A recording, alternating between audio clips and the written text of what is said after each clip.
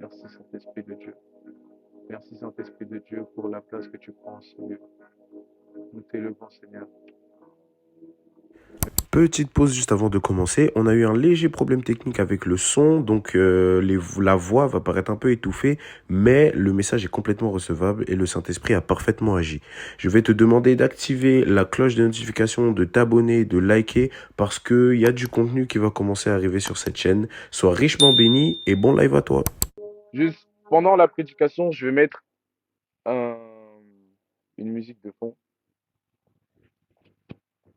Je vais mettre une musique un fond sonore.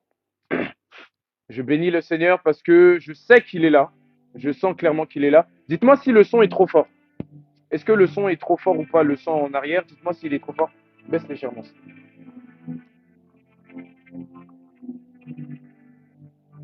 Baissez juste un tout petit peu. Alors, est-ce que le son c'est bon? Est-ce que vous entendez bien? Est-ce que tout est bon? Parfait. Alors, après tant de temps sans être en live, le Seigneur est venu avec un thème euh, qui m'a qui m'a fortement touché. Le thème c'est quoi un cœur d'adorateur?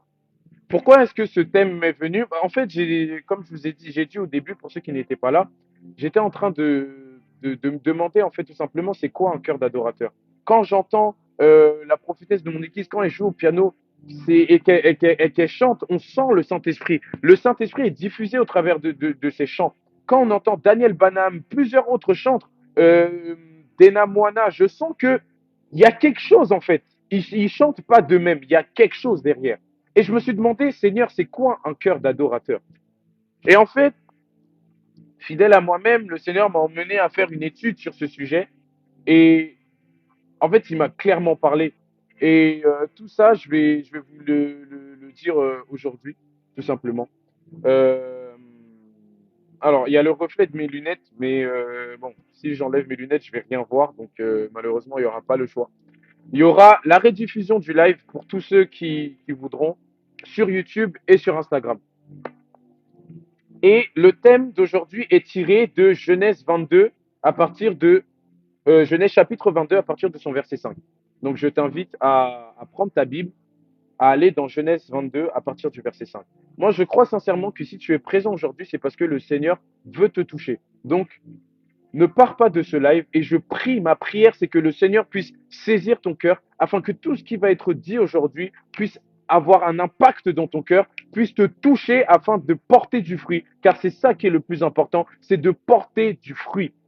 Le Seigneur nous dit au travers de Paul, aspirez à avoir le caractère de Christ. Nous devons aspirer au caractère de Christ. Ainsi, je prie que, au travers de cette prédication, de cette exhortation, que le Seigneur puisse toucher votre cœur et toucher mon cœur à moi également, au nom de Jésus-Christ. Donc, j'aimerais que tu puisses prendre ta Bible et que tu ailles dans Genèse chapitre 22. Le verset a été épinglé. Genèse chapitre 22 à partir du verset 5. Je vais lire au nom de Jésus. Et Abraham dit à ses serviteurs, restez ici avec l'âne.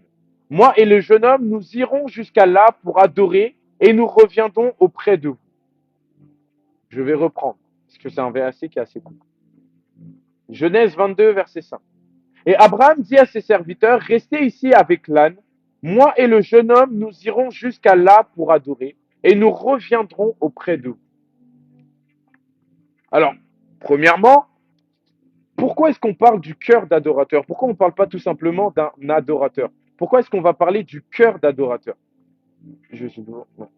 Si on parle du cœur d'adorateur, c'est tout simplement parce que la Bible nous dit que c'est de l'abondance du cœur que la bouche parle. Il y a une chose qui est importante à comprendre, c'est que euh, tout ce que tu vas faire, si cela ne vient pas de ton cœur, c'est vain. C'est pas pour rien que dans Proverbe, la Bible nous dit garde ton cœur plus que toute autre chose, car de lui viennent des sources de la vie. Même quand on te parle d'humilité, on ne parle pas d'humilité en façade, mais la Bible parle d'humilité du cœur. Ayez l'humilité du cœur. Pourquoi l'humilité du cœur? Parce que en fait, ta vérité est dans ton cœur. Tu peux faire semblant devant les hommes, mais à partir du moment où ton cœur pense le contraire, tu es hypocrite. Et la chose, c'est que Dieu, la Bible dit, Dieu sonde le cœur et les reins. Ainsi, si tu es un adorateur, tu ne dois pas être un adorateur en façade, mais tu dois être un adorateur du cœur, premièrement. Parce que l'adorateur du cœur, je commence à rentrer déjà dans ce message, l'adorateur du cœur, c'est pas l'adorateur qui va venir devant les gens pour crier, pour chanter les louanges du Seigneur. L'adorateur du cœur, c'est celui qui, même dans le secret, se laisse guider par le Seigneur afin d'être emmené à l'adoration. Amen. C'est pour ça qu'on parle d'ad. C'est quoi avoir un cœur d'adorateur et pas juste être un adorateur. Alléluia. Donc au verset 5, nous pouvons voir que Abraham dit à ses serviteurs, restez ici avec l'âne, moi et le jeune homme, nous irons jusqu'à là pour adorer et nous reviendrons après. Pour redonner le contexte, le Seigneur, juste en haut, vous pourrez prendre Genèse chapitre 22, le Seigneur vient de dire à Abraham, va dans le pays où je t'enverrai, va là où je t'enverrai, et offre-moi ton fils, ton unique, que tu aimes en sacrifice. Donc le Seigneur vient réveiller Abraham pour lui dire, donne-moi ton fils en holocauste. Avant de rentrer dans mon message, j'aimerais révéler ici une Christophanie. Qu'est-ce que c'est une Christophanie? C'est tout simplement la révélation de Christ dans l'Ancien Testament. La Bible nous dit une chose qui est importante, c'est que Jésus dit, vous lisez les Écritures, or que toutes les Écritures parlent de moi. Ici, il y a une chose qu'on va remarquer, c'est que Dieu dit à Abraham d'aller offrir son fils unique en holocauste afin de pouvoir prouver son amour pour lui. Donc Dieu dit à Abraham de sacrifier Isaac, son fils unique, en holocauste. Or, il y a une chose à comprendre derrière ça, c'est que ce que Dieu demande à Abraham de faire, c'est exactement ce que Dieu lui-même a fait en envoyant Jésus-Christ de Nazareth. Dieu a envoyé son fils unique en holocauste. Il faut savoir, c'est quoi une holocauste? Il y a plusieurs types de sacrifices. Mais l'holocauste, c'est le sacrifice pour l'expiation des péchés. L'holocauste, c'est le sacrifice pour l'expiation des péchés. C'est-à-dire, c'est le sacrifice pour effacer les péchés. Et ce que Dieu demande à Abraham, c'est de donner son fils unique pour effacer les péchés. Et c'est une image de Christ qui viendra plus tard pour effacer les péchés de l'humanité afin de se sacrifier lui, le fils unique, pour venir couvrir les péchés du monde. Et il y a une chose à comprendre, c'est que plus bas, Isaac va dire, Père, nous avons le feu, nous avons le bois, mais où est l'agneau? Où est l'agneau? Et ce que j'aime avec la parole, c'est que là, Isaac demande où est l'agneau. Et dans le livre de Jean, quand Jésus arrive, Jean-Baptiste dit, voici l'agneau de Dieu qui ôte les péchés du monde.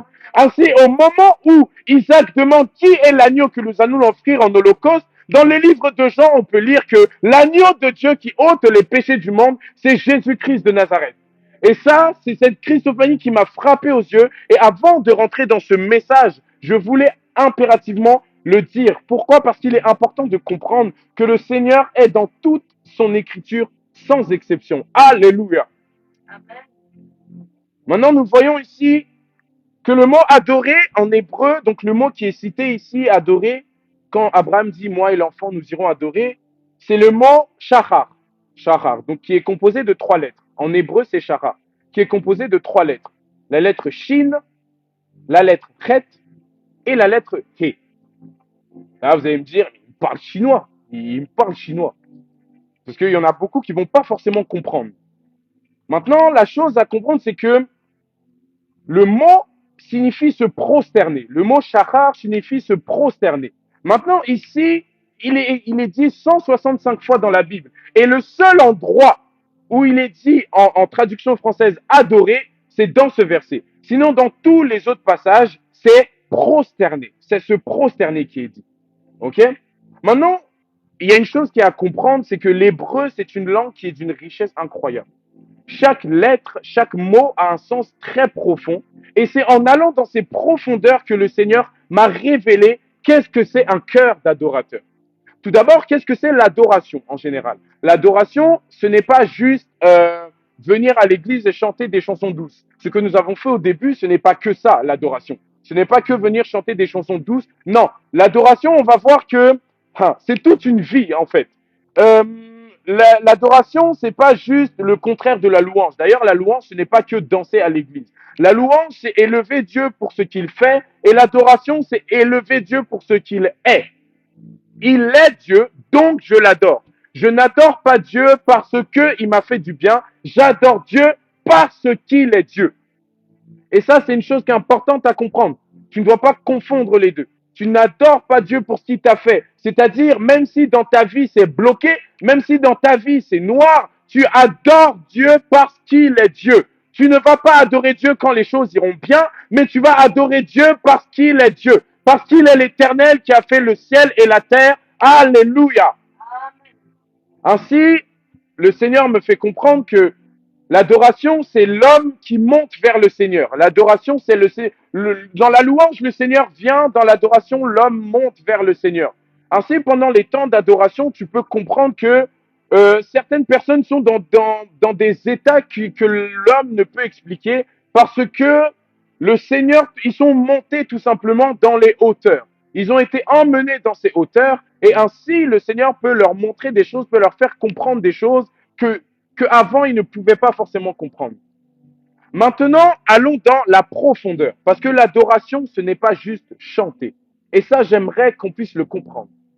Quand on parle d'un cœur d'adorateur, ce n'est pas juste pour venir chanter en esprit et en vérité. Oh, alléluia. La Bible dit que l'heure est venue et elle vient où les vrais adorateurs doivent m'adorer en esprit et en vérité. Ça veut dire que il y a une notion d'esprit et une notion de vérité avant tout, et ce n'est pas une notion de voix. Avant tout, l'adoration, c'est l'esprit et la vérité. Avant tout, l'adoration, ce n'est pas ta voix. Ainsi, tu peux comprendre que ça va bien au-delà que de juste venir chanter à l'église. Alléluia. Maintenant, donc comme j'ai dit, le mot adorer, c'est sharar. Sharar, c'est 3 lettres. La lettre shin, la lettre chet et la lettre he.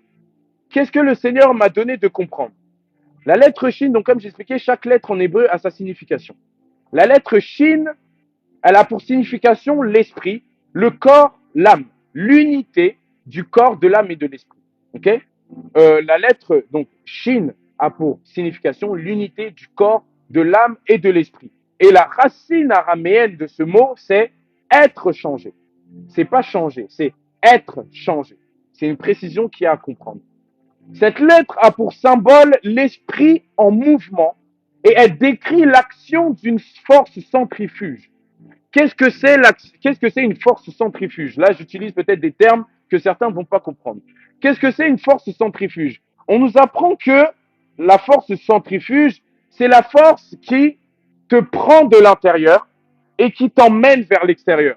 Quand une personne va prendre un virage, si la personne est emmenée à sortir de la route, c'est à cause de la force centrifuge qui va venir la sortir du centre de la route.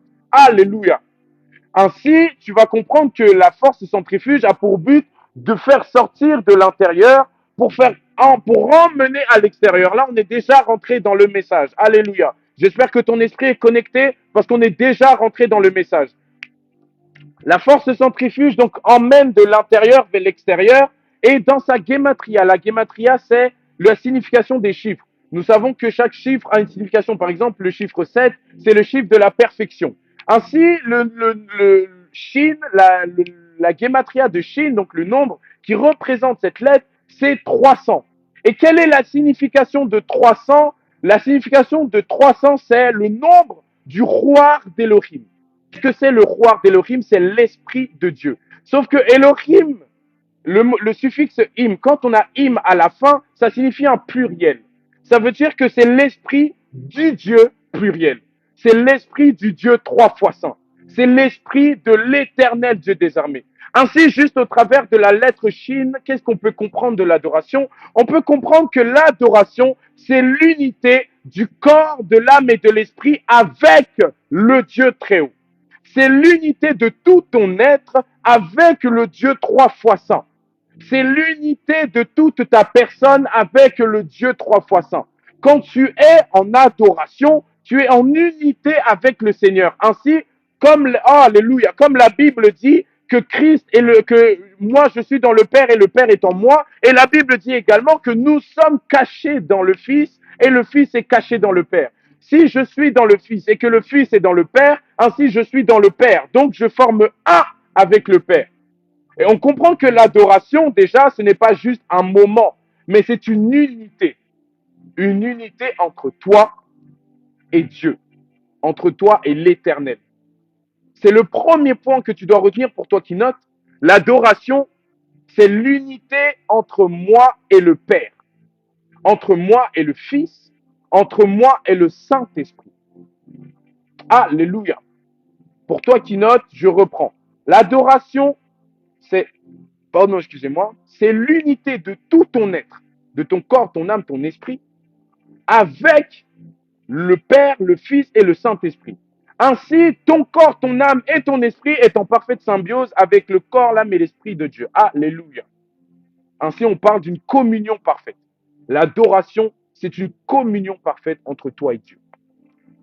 Maintenant, on a parlé de la force centrifuge. Le deuxième point que tu peux noter, c'est que le cœur d'adorateur, c'est le cœur d'adorateur, c'est le cœur qui s'extirpe de l'intérieur et qui va vers l'extérieur. Quand on parle de l'intérieur, on parle de moi. Quand la Bible dit, elle parle de l'homme intérieur, elle parle de ta chair, elle parle de toi, elle parle de ce moi qui est orgueilleux, de ce moi qui ne laisse pas le Seigneur prendre le dessus, de cet homme intérieur. Ainsi, le cœur d'adorateur, c'est le cœur de celui qui ne se soucie pas de lui, mais alléluia, c'est le cœur de celui qui ne se soucie pas de lui, mais de celui qui se soucie de ce qui est extérieur, celui qui se soucie des autres et qui se soucie du royaume des cieux. Ainsi, la Bible nous dit dans Matthieu 6,33, recherchez premièrement le royaume et la justice de Dieu, le reste vous sera donné par-dessus tout. La Bible dit également que si tu n'aimes pas ton frère qui est à côté de toi, comment peux-tu dire que tu aimes Dieu? Pourquoi? Parce que le Seigneur nous emmène à nous extirper de nous, du moi, de ma personne et de se concentrer sur les autres et la personne de Dieu. Ainsi, le Seigneur peut dire que l'amour parfait, c'est de donner, parce que quand tu donnes, tu enlèves une partie de toi pour la donner à l'extérieur. Et c'est exactement cette action que le Saint-Esprit vient faire. Parce que quand on parle de l'esprit en mouvement qui exerce une force centrifuge, c'est que l'esprit de Dieu en toi est en train d'agir. Et au fur et à mesure qu'il agit, il t'enlève de la chair. Il t'enlève des œuvres de la chair. Il t'enlève de l'impudicité. Il t'enlève de ta colère. Il t'enlève de tout cet égocentrisme. Il t'enlève de cet orgueil pour te positionner à l'extérieur, c'est-à-dire dans son royaume. Alléluia. L'esprit en mouvement qui décrit l'action d'une force centrifuge. Pour toi qui notes. C'est-à-dire, le Seigneur te sort de ton toit intérieur et il te donne. J'ai posé un de mes frères, un de mes grands frères dans la foi, qu'est-ce que c'est l'amour? Qu'est-ce que c'est donner? Et en fait, il m'a fait part de l'amour, c'est prendre une partie de toi et la donner à d'autres. Et quand tu la donnes à d'autres, en même temps, tu fais une place pour accepter ce que eux ont à ton mener. Ça veut dire quoi? Ça veut dire que si la Bible, oh alléluia, la Bible nous dit dans Matthieu, je ne sais plus exactement, venez à moi, vous tous qui êtes chargés et fatigués, je vous donnerai du repos. Le Seigneur nous dit de décharger son joug à ses pieds et de revêtir son joug, car son joug est léger. Si tu déposes le joug de Christ, si tu déposes ton joug au pied de Christ, tu dois prendre merci, Matthieu 11, 28. Si tu déposes ton joug, tu dois prendre celui de Christ. Pourquoi? Parce que l'être humain n'est pas fait pour être vide. Si tu es vide, quelqu'un viendra remplacer quelque chose. Alléluia. C'est pour ça que dans la parabole, c'est même pas une parabole, c'est une réalité. Quand Jésus nous dit que si un esprit vient et qui trouve une maison vide, il rentre dans la maison. Il rentre dans cette personne avec des démons 7 fois plus forts. Pourquoi? Parce que l'être humain n'est pas fait pour être vide. L'être humain n'est jamais vide. Tu es toujours rempli de quelque chose. Tu es toujours rempli de quelque chose. Alléluia. Tu es toujours rempli de quelque chose. Soit tu es rempli de Dieu, soit tu es rempli de ta chair. Soit tu es rempli de toi, soit tu es rempli de Dieu. Et il y en a d'autres qui sont remplis de démons. Quelle est ta situation? De qui es-tu rempli? J'aime une chose parce que je combats avec moi-même par rapport au raisonnement. Et le prophète et la prophétie m'ont emmené à comprendre une chose. Ils m'ont dit que, en fait, le Saint-Esprit, il peut pas cohabiter avec ton raisonnement. Si le Seigneur doit te remplir, ça veut dire que tu dois d'abord être vidé. Parce qu'on ne peut pas remplir un verre qui est déjà rempli. Si le Seigneur doit te remplir, tu dois d'abord te vider. Et pour te vider, tu dois te donner à Christ. Et quand tu te donnes à Christ, à ce moment-là, Christ te remplit. Alléluia.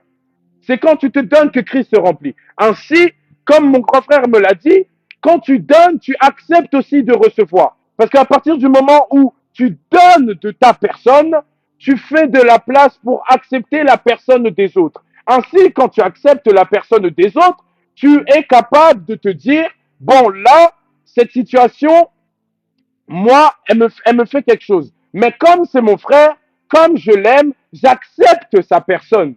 Et comme j'accepte sa personne, je peux me décaler, je peux m'abaisser, je peux mettre mon moi de côté pour commencer à faire passer la place de l'autre. Je peux me mettre de côté pour que pour que l'autre puisse prendre place. C'est ainsi que tu peux comprendre comment est-ce que tu peux aimer un ennemi. C'est tout simplement parce que tu as laissé au Seigneur de venir prendre la place et l'amour du Seigneur qui surpasse tout amour te permet de pouvoir aimer ton ennemi. Il te permet de pouvoir aimer ton ennemi. Alléluia.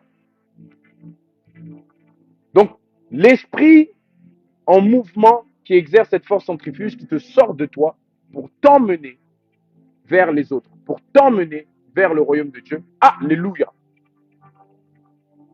Donc si je récapitule tout pour la lettre, on ferait une récapitulation à la fin. La deuxième lettre qui compose ce mot adorer en hébreu, c'est la lettre chet. La lettre chet a deux significations. La première, c'est la bête. Voilà. Et la deuxième, c'est un réservoir de vitalité. Donc vous comprenez bien que ici, la signification qui est en accord avec l'adoration, c'est le réservoir de vitalité. Le symbole de la lettre chet, c'est la séparation entre les choses de valeur et les choses saintes. C'est aussi un lieu clos et un lieu déterminé. Et ainsi, dans la Gematria, comme j'ai expliqué, la lettre chet, le chiffre qui symbolise la lettre chet, c'est le chiffre 8. Et ce chiffre 8, c'est le chiffre du service divin. Le chiffre 8 a plusieurs significations. De un, c'est le chiffre du service divin. C'est le chiffre par lequel on s'élève. C'est un chiffre d'élévation. C'est le chiffre du service divin qui permet d'être élevé. En quelque sorte, l'adoration est le service par excellence. Le service par excellence, ce n'est pas de venir prêcher. Le service par excellence, ce n'est pas de venir balayer la salle. Ce n'est pas de venir chanter. Mais le service par excellence, c'est d'être un adorateur du Seigneur. Le service par excellence, c'est d'être un adorateur du Seigneur. Quand tu as ce cœur d'adorateur, ton cœur est une excellence devant Dieu. Ainsi, le Seigneur peut dire que David est l'homme selon mon cœur. Pourquoi? Parce que, alléluia, David a écrit les psaumes. David avait ce cœur d'adorateur. David avait ce cœur d'excellence auprès du Seigneur. Son service était excellent. Pourquoi? Parce qu'il avait ce cœur d'adorateur. Alléluia. En hébreu, le chiffre 8 se dit Shmona. Et ce mot a pour racine Shemen. Et Shemen, c'est également, ça veut dire quoi Shemen? C'est l'huile. Et particulièrement l'huile d'onction. L'huile d'onction, symbole du Saint-Esprit. Ainsi, le cœur d'adorateur, c'est le cœur qui a le Saint-Esprit. Ainsi, l'adoration, c'est tout simplement le service parfait par le Saint-Esprit de Dieu. Tu ne peux pas être un adorateur sans que l'onction de Dieu soit sur toi. Tu ne peux pas être un adorateur sans que l'onction de Dieu ne soit ton partage, sans que l'Esprit de Dieu ne soit ton partage. Alléluia. C'est pour ça, déjà, si tu n'as pas accepté le Seigneur, déjà, tu ne peux pas être un adorateur. Toi ici qui sais que tu n'as pas de communion avec le Saint-Esprit, avant même de chercher à avoir ce cœur d'adorateur, commence d'abord par te repentir. Commence d'abord par te repentir. Commence d'abord par chercher à ce que le Seigneur puisse venir toucher ta vie. Commence d'abord à ce que le Seigneur puisse venir toucher ton cœur. Et ainsi, quand tu pourras développer une communion avec le Saint-Esprit, ce cœur d'adorateur montera au fur et à mesure. Mais on comprend maintenant ici que, donc en reprenant la lettre Chet, pour toi qui notes, le cœur d'adorateur, c'est un cœur qui a la vie, parce que l'adoration, c'est un réservoir de vitalité. Jésus dit, je suis le chemin, la vérité et Alléluia. Si Jésus dit, je suis le chemin, la vérité et la vie, et que l'adoration est un réservoir de vitalité, ainsi l'adoration est en Jésus-Christ, car Jésus est la vie. Alléluia. L'adoration parfaite est en Jésus-Christ, car Jésus est la vie. Maintenant, tu comprends que l'adoration, c'est un réservoir de vitalité. Toi qui cherches, quand tu sens qu'il est mort spirituellement, dans ta vie spirituelle est morte. À toi qui ta vie spirituelle est morte, ta vie de prière est morte, ta vie de méditation est morte, sache que si tu recherches un cœur d'adorateur, tu trouveras la vie. Tu trouveras la vie. L'adoration, c'est ce qui donne la vie. C'est pour ça que vous verrez souvent, avant une prédication, des personnes vont d'abord adorer le Seigneur. Pourquoi? Parce que les cœurs des hommes vont monter vers le ciel. Et comme le cœur monte vers le ciel, le cœur monte vers la vie. Car si tu... Alléluia. La vie est au ciel. Jésus-Christ est la... Alléluia. Notre Seigneur est au ciel. Si le réservoir de vitalité, c'est là où se trouve la vie est au ciel. Ainsi, quand tu adores, tu montes au ciel et tu montes vers ce réservoir de vitalité. C'est ainsi que tu peux voir Jésus-Christ de Nazareth qui, après avoir accompli un miracle, remontait toujours sur la montagne. Pourquoi? Parce que la hauteur est le symbole de la vitalité. La hauteur est le symbole de Christ et Christ est le symbole de la vitalité. Alléluia. La deuxième chose avec cette lettrette, c'est la séparation entre les choses de valeur et les choses simples. Ce que j'aime ici, c'est que ce n'est pas dit entre les choses viles et les choses simples. Ce n'est pas dit entre les choses mauvaises, entre les choses mauvaises et les choses simples. C'est entre les choses de valeur et les choses simples. Et ça me rappelle ce passage qui dit que là où est ton trésor, c'est là où est ton cœur. Qu'est-ce qui a plus de valeur pour toi? L'adoration vient, alléluia. La Bible nous dit que la parole de Dieu est une épée à double tranchant qui vient séparer l'âme et l'esprit, les jointures. Ainsi, la parole de Dieu vient séparer ce qui a de la tâche pour toi et ce qui est saint. Le problème, c'est quoi? C'est que où est ton cœur? Où se trouve ton cœur? À quoi est-ce que ton cœur est attaché? Tu te dis chrétien aujourd'hui, tu te dis vouloir un cœur d'adorateur, mais ton cœur n'est absolument pas attaché aux choses du royaume. La Bible est claire, Matthieu 6, 23. Recherchez premièrement le royaume des cieux et la justice, le reste vous sera donné par-dessus tout. Le Seigneur nous dit également dans Psaume, faites de l'Éternel tes délices. Faites de l'Éternel tes délices, il te donnera ce que ton cœur désire. Il n'a pas dit, je te donnerai ce que ton cœur désire. Il n'a pas dit, le reste sera donné. Il a dit, fais d'abord de l'Éternel tes délices. Il a dit, recherche premièrement le royaume et la justice de Dieu. Cependant, nos cœurs à nous, de nos jours chrétiens, ne recherchent pas la justice de Dieu. La séparation entre ce qui a de la valeur et les choses simples. Qu'est-ce qui a plus de valeur dans ton cœur que Dieu? C'est l'argent? C'est le travail? Tu es prêt à bafouer les principes du Seigneur pour être bien vu des gens. Tu es prêt à bafouer les principes du Seigneur pour avoir ton argent. Tu es prêt à bafouer les principes du Seigneur. Tout ça pour aller... Parce que ton cœur est attaché à autre chose. Ton cœur est attaché aux hommes, c'est-à-dire que quand le Seigneur te dit pas d'impudicité, tu es incapable de suivre ce que le Seigneur te dit. Pourquoi? Parce que ton cœur est attaché là-bas. C'est ça qui a de la valeur pour toi.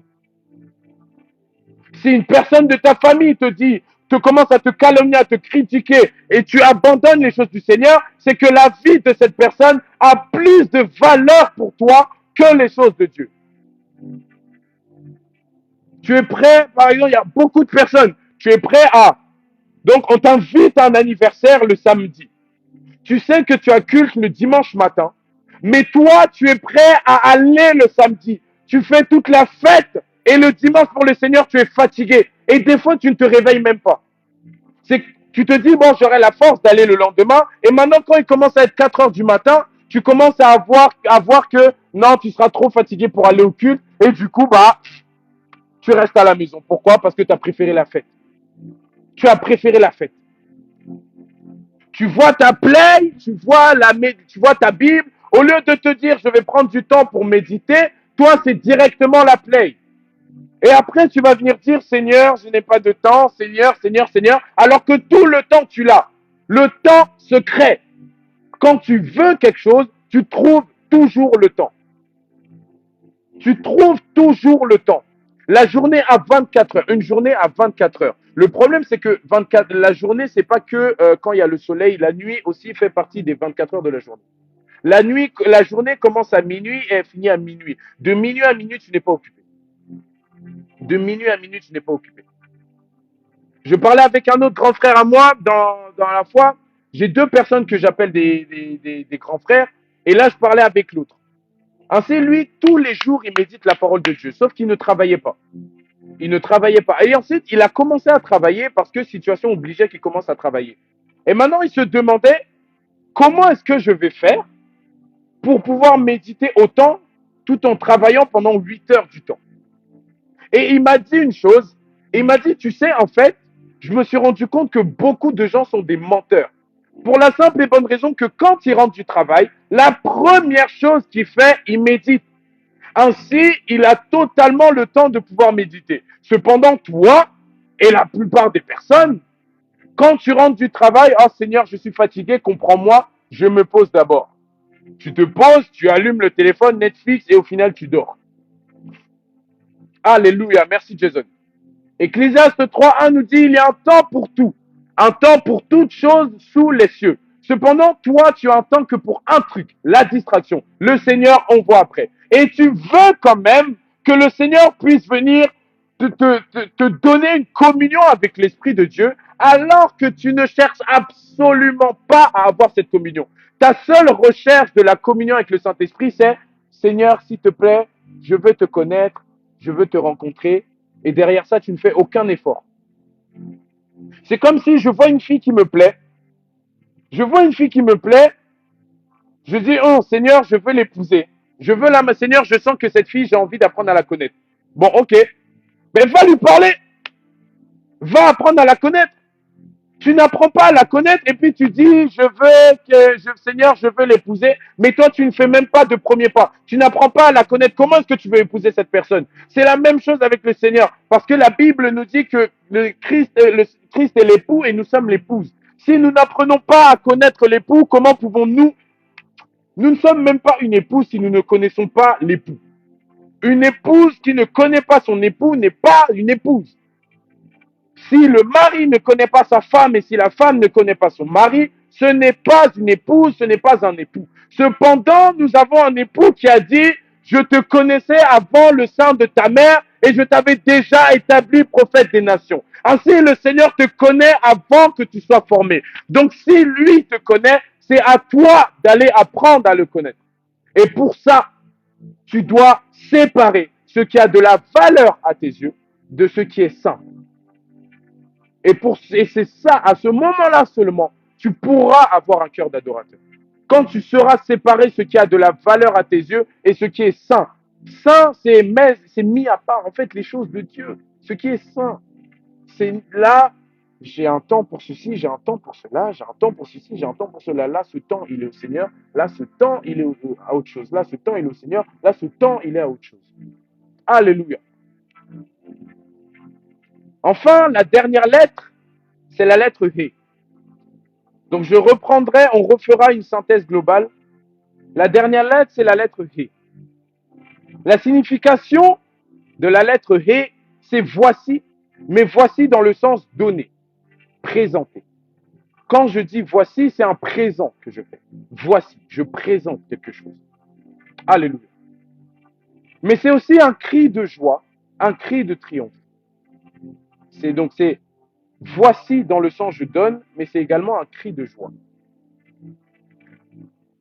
C'est un symbole aussi du souffle de vie et de l'âme. Donc, le souffle de vie, c'est l'Esprit de Dieu. La Bible nous dit que l'Esprit de Dieu mouvait et la Bible nous dit également que quand l'homme était en train d'être formé, le Seigneur souffla en lui l'esprit de vie. Ainsi, ce qui nous différencie des animaux, c'est que toi, tu as le souffle de vie, l'esprit de Dieu. Quand on parle du souffle de vie, le mot qui est utilisé, c'est rouar. Le rouar, c'est l'esprit de Dieu. Le rouar, c'est l'esprit de Dieu. Quand le Seigneur a soufflé l'esprit de Dieu, ainsi tu étais en communion dans le jardin parce que l'esprit de Dieu était en toi. Et ça remonte justement au verset à la lettre Shin qui nous parlait d'une communion avec le Saint-Esprit, avec le Seigneur. Tu avais la communion car le Saint-Esprit habitait en toi et c'est ce qui te différencie des animaux parce que tu n'agissais pas selon la chair, mais tu agissais selon l'esprit. Un animal agit selon l'esprit, selon la chair, pardon. C'est pour ça quand on parle d'un homme qui agit selon la chair, on parle d'un homme animal. Parce qu'il agit comme un animal. C'est le chien, quand il voit une chienne, il veut aller coucher avec elle et il y va. Ainsi, si toi, tu as envie d'aller et tu y vas, tu es semblable à un chien. Ce n'est pas moi qui le dis, mais c'est la nature qui nous enseigne. La Bible nous dit, la nature ne vous enseigne-t-elle pas? C'est l'animal, quand il veut quelque chose, il l'obtient de suite, même quand c'est mauvais. Ainsi, si toi, dès que ta chair te demande quelque chose et que tu y vas, tu es simplement semblable à cet animal. C'est pour ça qu'on parle d'homme animal, on parle d'homme charnel. Parce que tu es conduit par tes désirs de la chair et tu n'es pas conduit par le roi de Dieu, par l'Esprit de Dieu. Tu n'es pas conduit par ce souffle de vie qui t'a été donné. Alléluia. Donc, on voit que le symbole, c'est le souffle de vie, l'âme. Et la gematria, c'est le chiffre 5. He, c'est le chiffre 5. Le chiffre 5, c'est le chiffre de la Torah.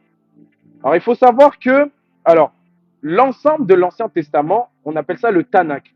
Dans le Tanakh, donc Ta pour Torah, Na pour Nehevim et Ka pour Ketuvim. Donc, Torah, c'est la loi. Les 5 premiers livres de Moïse. OK? Les 5 premiers livres de Moïse avec les 613 commandements. Quand Christ dit, je ne suis pas venu abolir la loi, mais je suis venu accomplir la loi, c'est ces 5 premiers livres qui nous ont été donnés. Ça, c'est la Torah, c'est la loi. Nehevim, c'est le livre des prophètes, donc les prophètes, donc Élie, etc., qui sont des livres très souvent messianiques. Et ensuite, tu as le Ketuvim. Les Ketuvim, c'est les livres de sagesse. Donc, Proverbes, Psaumes, Job, des Ecclésiastes, ce sont Cantiques des Cantiques. Ce sont ceux-là. Maintenant, quand on dit 5, c'est le chiffre de la Torah, c'est tout simplement parce qu'il y a 5 livres dans la Torah. Ainsi, 5, c'est le livre de la loi. Ainsi, on peut comprendre que le cœur d'adorateur est indissociable de la loi de Dieu. Tu ne peux pas avoir un cœur d'adorateur sans vouloir aimer la... Alléluia. David dit, je prends plaisir dans la loi de Dieu. Dans le psaume qui est le plus long, j'ai oublié c'est le psaume combien exactement, David a plusieurs, ce qui est l'idée qui revient le plus dans ce psaume, c'est l'amour que David a dans les Écritures. C'est l'amour que David a pour la loi de Dieu. Cependant, merci Jason, psaume 119. Cependant, quand toi, le Seigneur te dit sanctifie-toi, tu le prends comme une corvée. Tu ne prends aucun plaisir dans la loi de Dieu, mais ton plaisir se trouve dans la loi des hommes. Tu ne peux pas avoir un cœur d'adorateur à partir du moment où ton plaisir n'est pas dans la loi du Très-Haut. La Bible nous dit, alléluia, le Seigneur nous dit que celui qui m'aime garde ses commandements. L'amour de Dieu se démontre par le fait de garder ses commandements. Comment est-ce que tu peux dire que tu aimes Dieu alors que quand le Seigneur veut te guider vers quelque chose, tu es incapable de laisser le Seigneur prendre la première place et tu veux uniquement être dirigé par ton être. Tu veux uniquement être dirigé par toi. Comment veux-tu demander ce cœur d'adorateur alors que le Seigneur te dit fortifie-toi, prends courage, mais toi tu te laisses aller à la peur. Il n'y a aucune personne sur terre qui sert Dieu réellement, je précise. Il n'y a aucune personne sur terre qui sert Dieu réellement et qui a jamais eu peur de servir le Seigneur. Aucune personne. Et tu as juste à voir Moïse. Tu as juste à voir Gédéon. Tu as juste à voir Jérémie, même Élie. Tous ces hommes-là, La Bible nous dit que c'était des hommes de la même nature que nous, mais pourtant quand on les voit, on sent qu'ils avaient une autre dimension. Et pourtant même ces gens ont eu peur. Josué, la Bible, alléluia. Dans le livre de Josué 1, le Seigneur, la phrase que le Seigneur a le plus répétée, c'est fortifie-toi, prends courage. Si le Seigneur répète fortifie-toi, prends courage, c'est que Josué avait la peur, Josué avait la crainte. Et pourtant, le Seigneur a dit fortifie-toi, prends courage. Cependant, toi, tu as peur, le Seigneur te dit fortifie-toi, prends courage, et au lieu de te fortifier, de prendre courage, tu baisses les bras. À ce moment-là, ton plaisir n'est pas dans la loi du Seigneur, mais tout simplement, tu abandonnes les choses de Dieu. Tu abandonnes les choses de Dieu. Alléluia. Alléluia. Tu dois prendre ton plaisir, trouver ton plaisir dans la loi du Seigneur.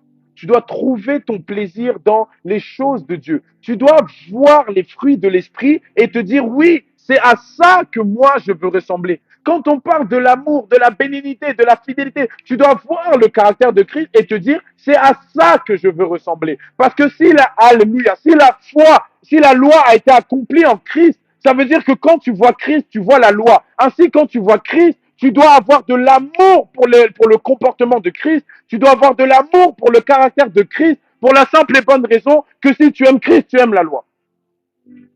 Si tu aimes Christ, tu aimes les commandements du Seigneur. Car le Seigneur va dire que ma nourriture, c'est de faire la volonté du Père. Or, faire la volonté du Père, c'est accomplir les commandements du Seigneur. Alléluia.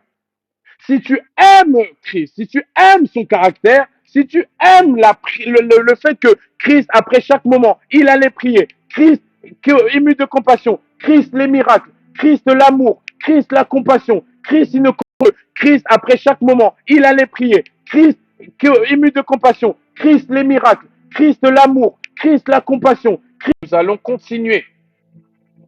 Donc quand je me suis arrêté, je disais que le chiffre 5, c'est la vie dans le sens la croissance.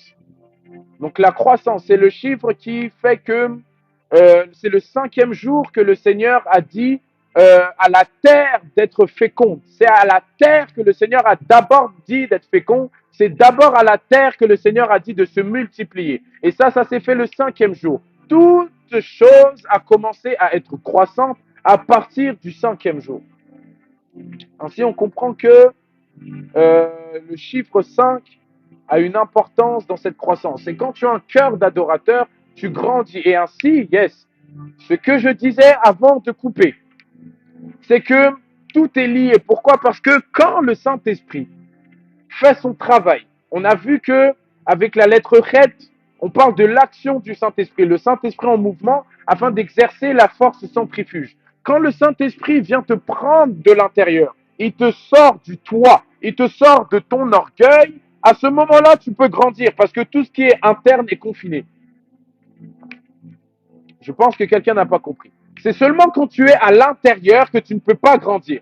Si je te mets dans une combinaison, je freine ta croissance. Alors qu'à partir du moment où je t'extrais de cette combinaison, ta croissance va.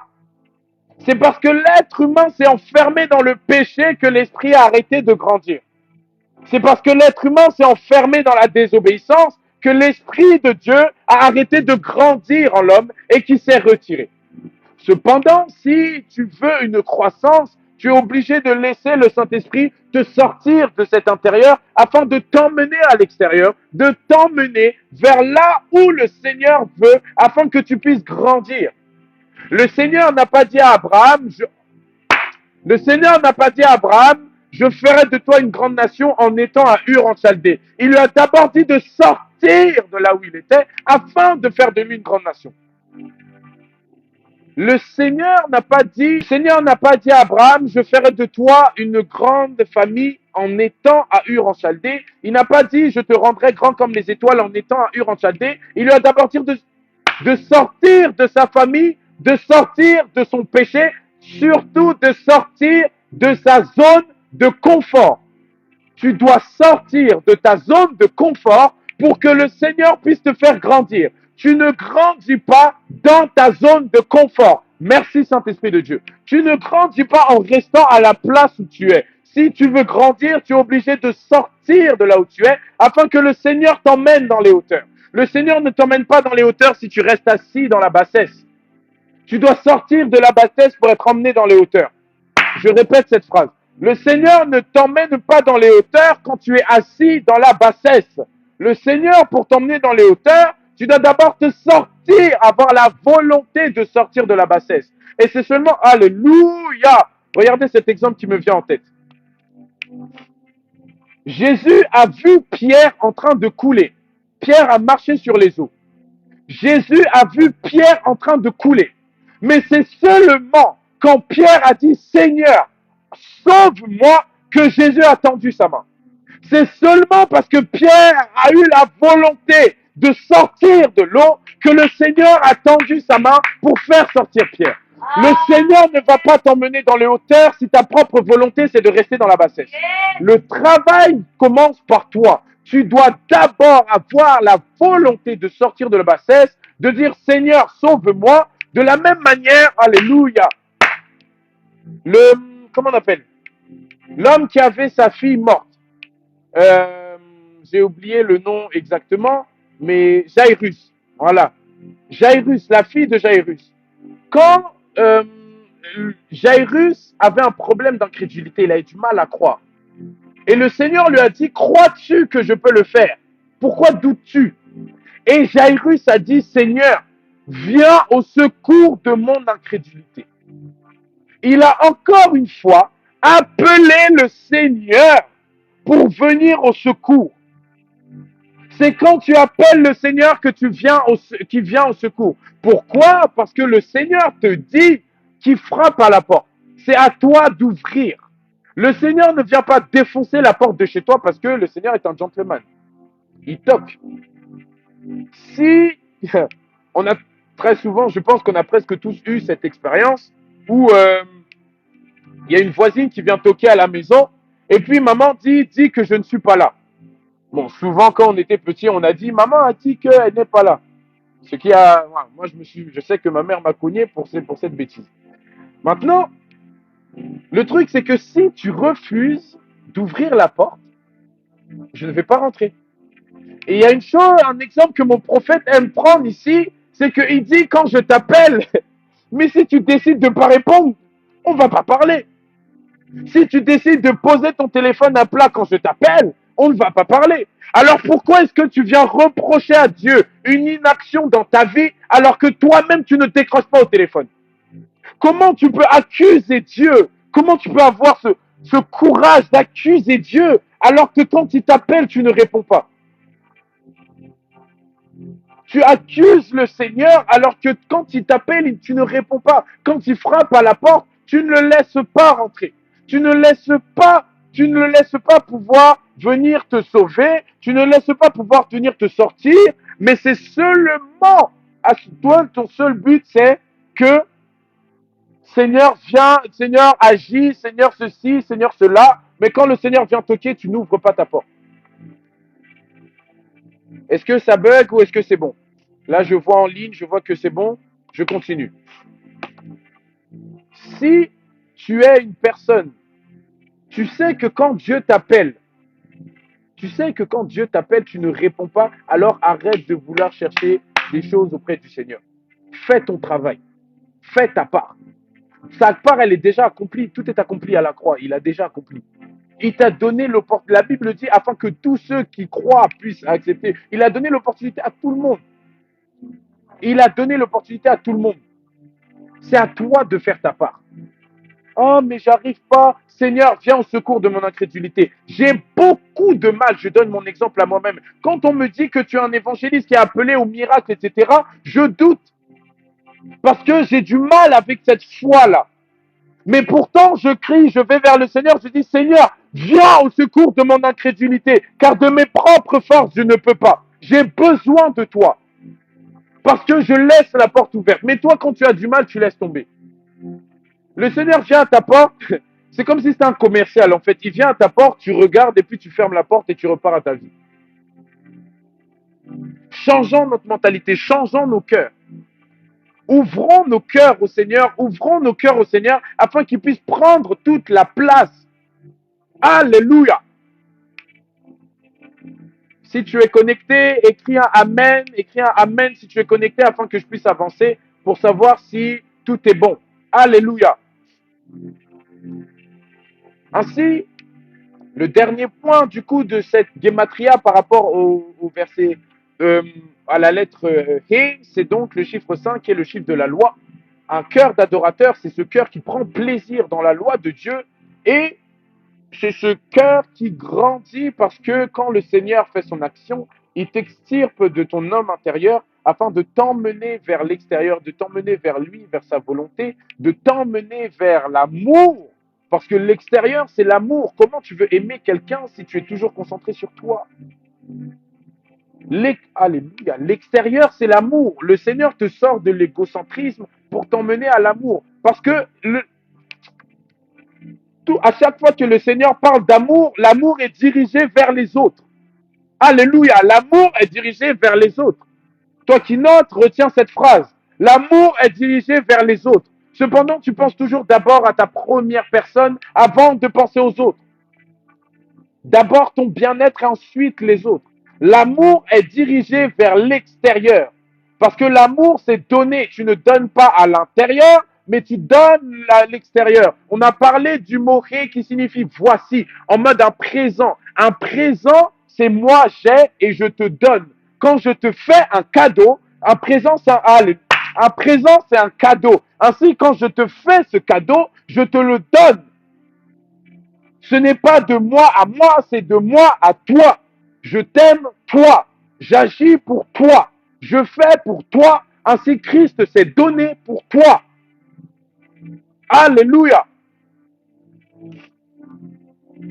Ainsi, nous allons récapituler parce que par ces trois lettres, voici ce que l'on peut comprendre de l'adoration, du cœur d'adorateur.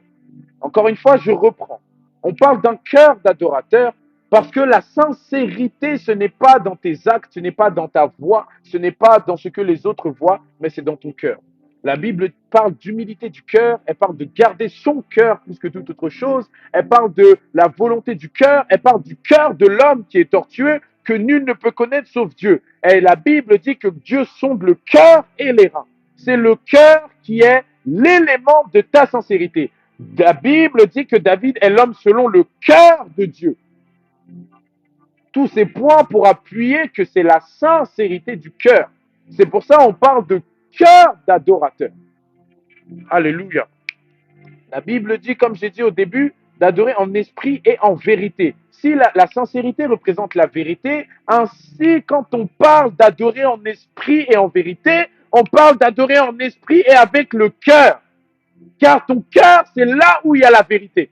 Tu peux cacher à tout le monde, sauf à ton cœur. Car quand tu caches à ton cœur, c'est là où on dit que tu te mens à toi-même. Ainsi, quand on dit d'adorer en esprit, en vérité, on parle du cœur. Donc, avoir un cœur d'adorateur, le cœur, c'est la vie, c'est avoir une vie d'adorateur. Ce n'est pas sur un instant T. L'adoration, ce n'est pas après la louange, on va adorer. Non, l'adoration, c'est une vie entière. Ta vie est une vie d'adoration. Ton cœur est un cœur d'adorateur quand ton cœur est dévoué à Dieu. Ainsi, pour récapituler, la lettre He nous fait comprendre que l'adoration, c'est le don de la vie. Pour toi qui notes, je vais reprendre doucement pour récapituler. L'adoration, c'est le don de la vie. C'est le don de l'être. Quand on parle de don, c'est donner. Quand tu te donnes, toi, tu donnes ton être. Tu donnes ton être. C'est l'amour de la loi et des choses de Dieu.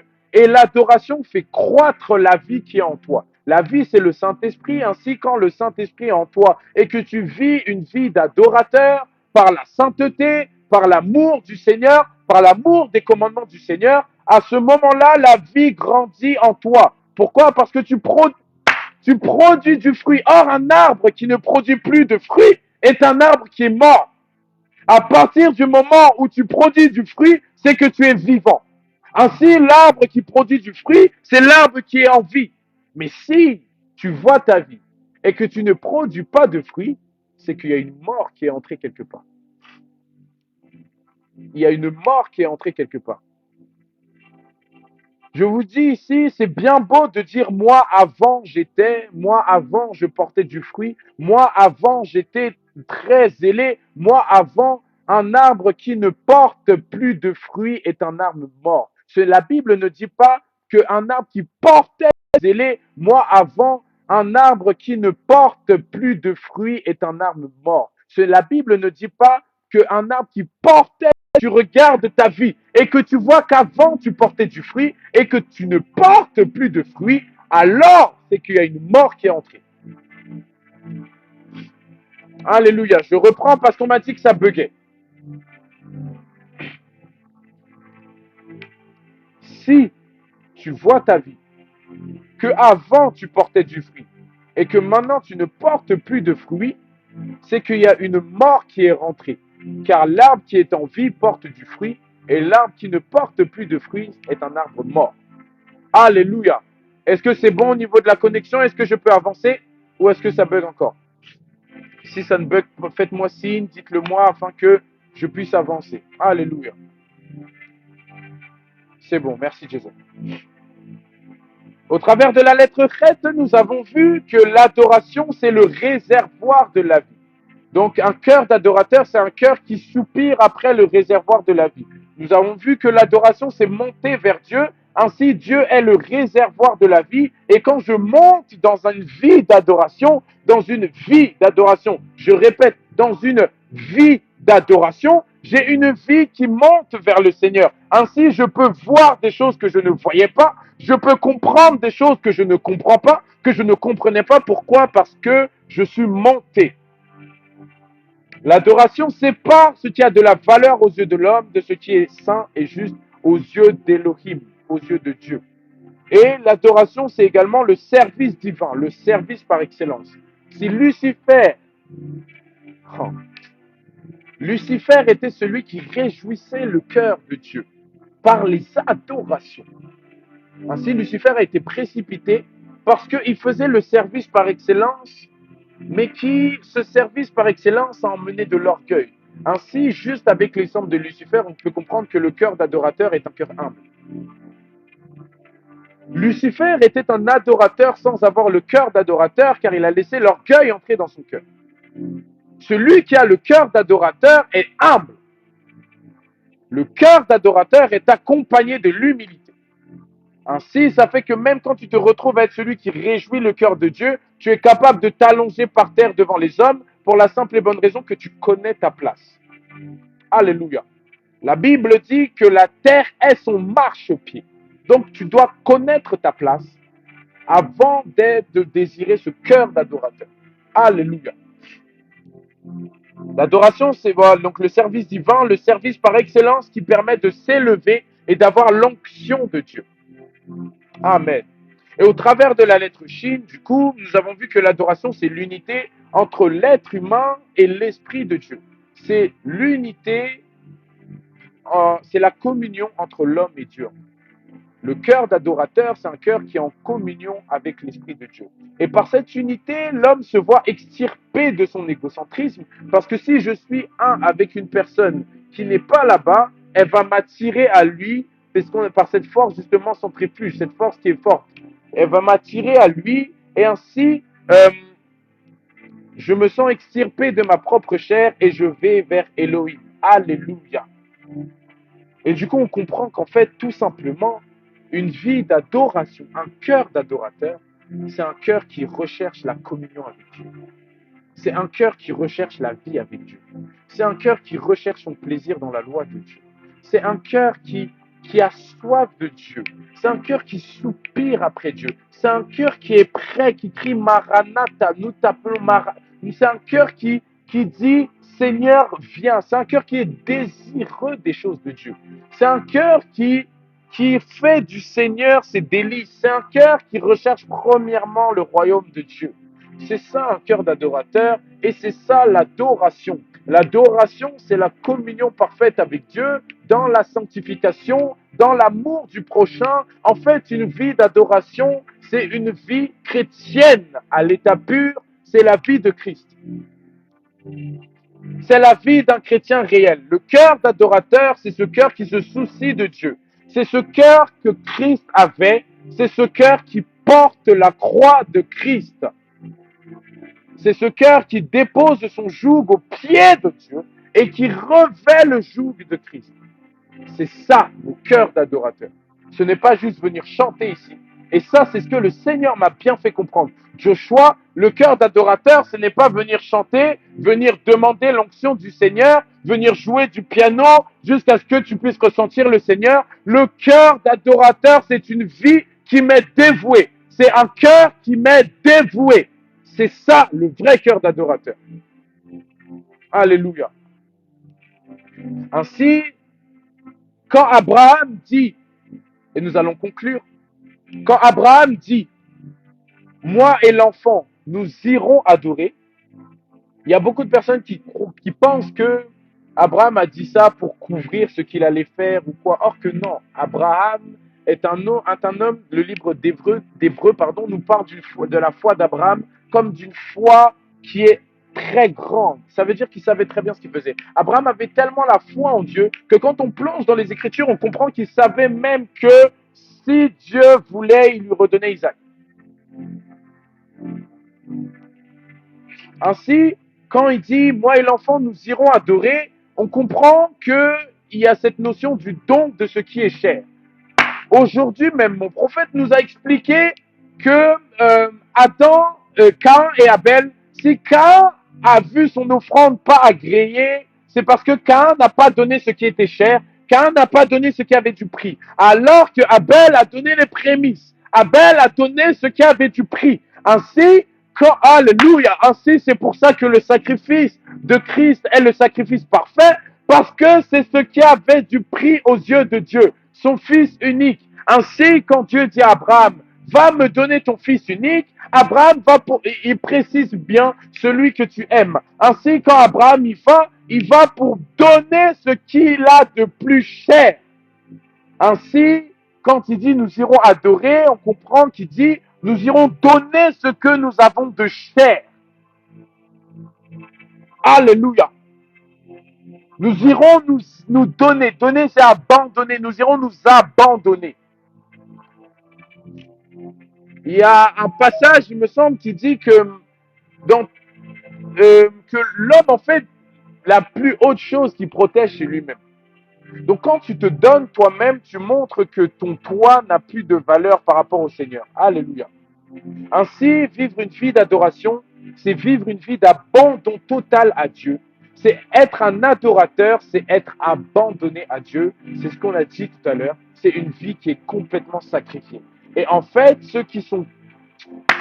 J'aime ma prophétesse qui nous a apporté un message qui nous a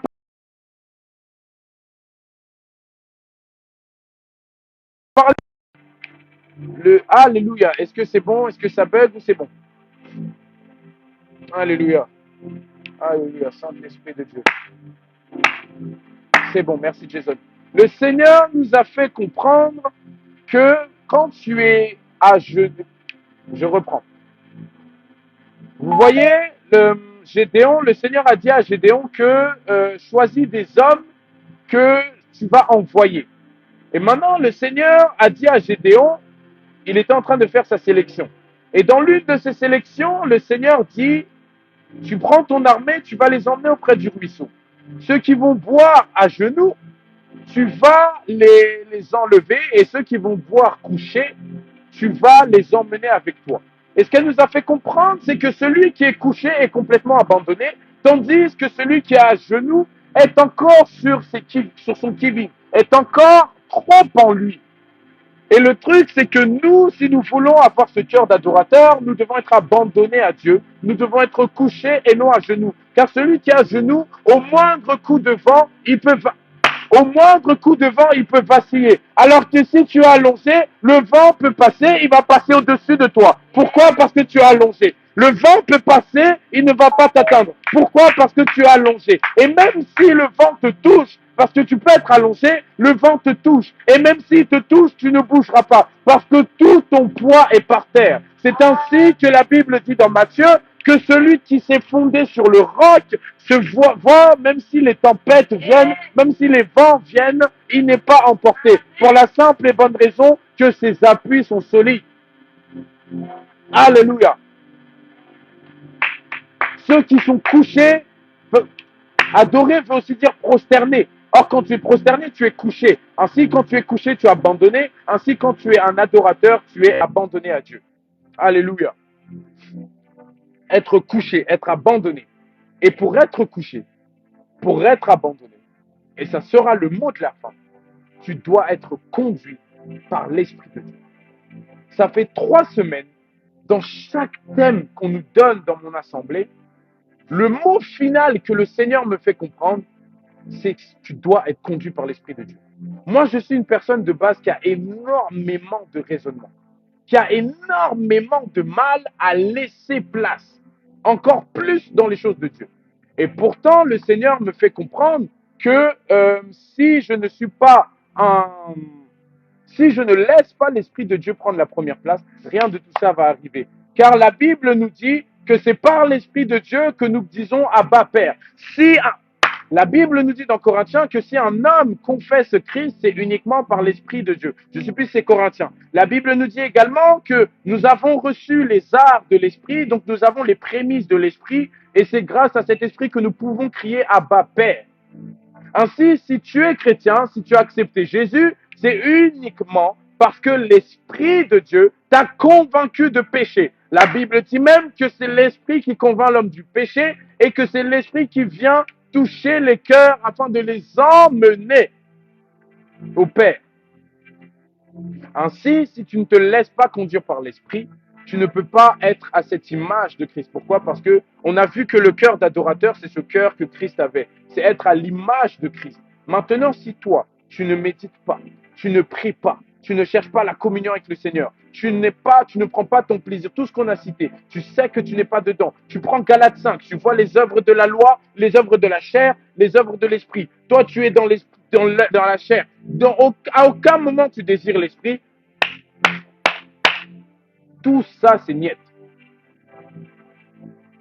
C'est pour ça, pour être conduit par l'esprit, il faut s'abandonner, car tu ne peux pas laisser une personne prendre le contrôle si tu n'es pas abandonné. Ainsi, mon frère, ma sœur, je viens t'exhorter à t'abandonner au Seigneur, à être conduit par l'Esprit de Dieu, afin qu'il puisse prendre la première place. Sois richement béni, ma sœur. Tu dois mourir à toi-même afin de ressusciter avec Christ, car comme mon prophète le dit, c'est le mort que tu tapes et il ne réagit pas. C'est quand tu tapes un mort qui ne réagit pas. Si tu es trop vivant, on te tape, tu réagis. Or, le mort ne sent rien. Donc, quand la vie te frappe là, tu sens rien, tu es seulement accroché au Seigneur. Pourquoi? Parce que, comme Paul dit, ce n'est plus moi qui vis, c'est Christ qui vit en moi. Alléluia. Donc, pour avoir un cœur d'adorateur, tu dois apprendre à laisser la place à l'Esprit de Dieu. Tu dois laisser le Saint-Esprit te conduire. Et c'est exactement ce que le Seigneur m'enseigne depuis 3 semaines. J'ai du mal avec ça. Et le Seigneur m'enseigne, il m'apprend. Et je vois les fruits, je vois les œuvres. Je parle à l'instant, ce n'est pas moi qui parle. Je sais que l'Esprit de Dieu est avec moi pour toucher le cœur d'une personne afin de le délivrer en ce jour. Alléluia. Toi aussi, ouvre ton cœur au Seigneur. Ouvre ton cœur au Seigneur. Ouvre ton cœur au Seigneur. Le Seigneur le dit dans Apocalypse 3, et ce sera le mot de la fin, qu'il est à la porte et il frappe. Si tu entres, si tu ouvres à l'image de Zachée, il va rentrer et le salut sera dans ta maison. Mais si tu refuses d'ouvrir la porte, à ce moment-là, le Seigneur, il rebrousse chemin. Et il ne restera qu'à toi de voir. Et n'oublions pas une chose, Jésus revient bientôt. Jésus revient bientôt. C'est-à-dire que tu ne peux pas continuer à te dire j'ai le temps, je serai un adorateur après, j'aurai un cœur d'adorateur après, le Saint-Esprit, je vais le laisser prendre la parole. Jésus est à la porte. On voit ce monde, on comprend que Jésus ne revient pas bientôt, mais qu'il est déjà à la porte. Ainsi, commence à comprendre que Christ est à la porte et je dois commencer par me laisser guider par le Saint-Esprit afin de faire l'œuvre du Seigneur. Que le Seigneur bénisse sa parole au nom de Jésus-Christ de Nazareth. Amen. Sois béni Jésus-Christ de Nazareth. Amen. Amen. Alléluia.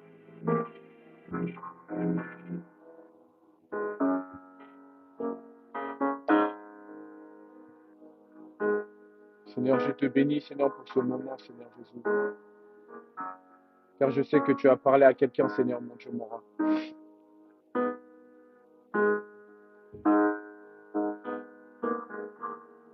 Seigneur, je sais que tu as parlé à quelqu'un, Seigneur, mon Dieu, mon roi, ce jour, papa. Oh oui, je sais que le Seigneur a parlé à quelqu'un et je sais que ce live était venu pour quelqu'un. Vous savez qu'à la base, moi, j'avais prévu un autre sujet. Je voulais faire un autre sujet et en fait, le Seigneur, ce sujet-là, j'avais pas envie de le faire parce que je sentais la peur qui montait en moi. Pourquoi? Parce que je l'ai étudié cette semaine et je me disais, je ne suis pas prêt pour ce sujet. Je me disais, je ne suis pas prêt. J'ai appelé mon prophète, je lui ai demandé comment savoir quand le Seigneur, quand un sujet est inspiré du Seigneur ou pas. Et il m'a fait comprendre en fait que ce sujet qui brûle dans ton cœur, c'est le sujet qui est inspiré de Dieu. C'est pour ça que je bénis le Seigneur. Et on va élever la voix. Et il y a un chant qu'on va chanter qui signifie Hosanna, tu es ma prière, ô Dieu. Hosanna, c'est un cri de joie. Mais Hosanna, c'est aussi reconnaître, ça veut dire, Hosanna signifie littéralement viens me sauver maintenant.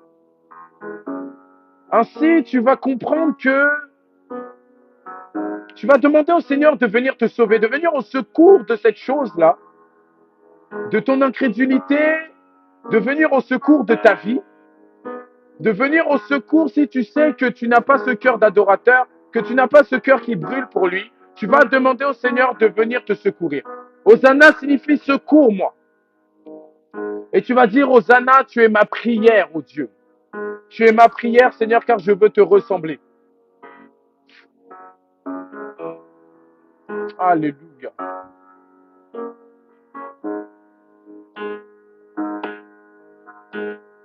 Oh, Hosanna. Oh, Hosanna. Tu es ma prière, oh mon Dieu. Oh, Hosanna. Oh, Hosanna, tu es ma prière, oh mon Dieu. Oh, Hosanna, oh, Hosanna, tu es ma prière, oh mon Dieu. Hosanna, Hosanna, oh, Hosanna, oh, Hosanna, tu es ma prière, oh mon Dieu. Sauve-moi, Hosanna, Hosanna, Hosanna, Hosanna, tu es ma prière, oh mon Dieu. Hosanna, Hosanna, Hosanna, yes.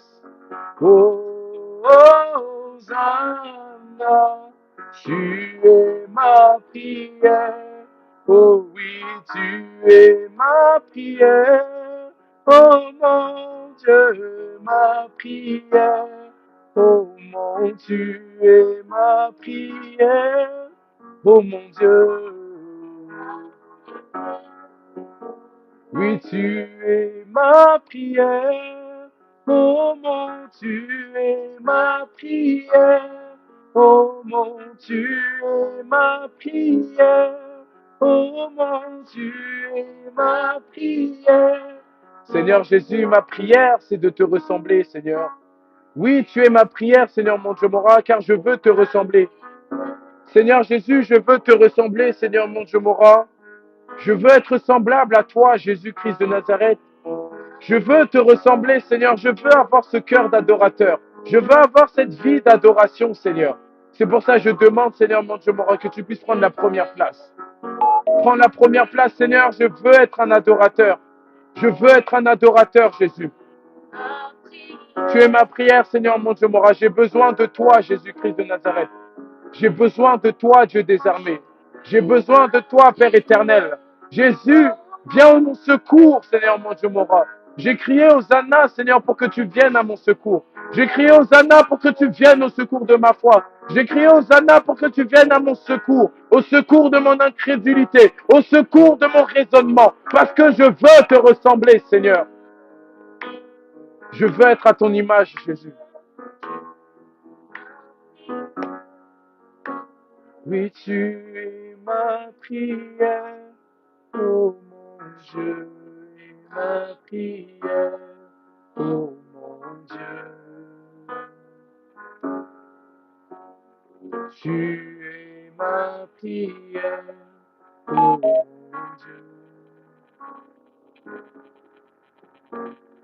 Tu es ma prière, oh mon Dieu.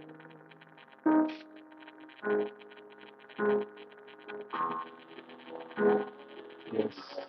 Merci Saint-Esprit. Merci Seigneur Jésus-Christ de Nazareth. Parce que tu touches un cœur, Seigneur.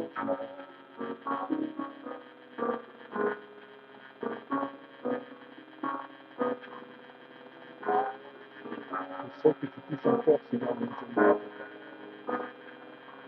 Ouvre ton cœur au Seigneur.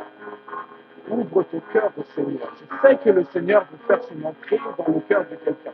Je sais que le Seigneur veut prendre la première place dans le cœur de quelqu'un. Ouvre-lui ton cœur afin qu'il puisse faire ce qu'il a à faire dans son cœur, dans ton cœur. Ouvre-lui ton cœur afin qu'il puisse faire son travail dans ton cœur. Tu désires changer, tu désires que le Seigneur puisse accroître cette soif dans ta vie. Tu désires être à son image.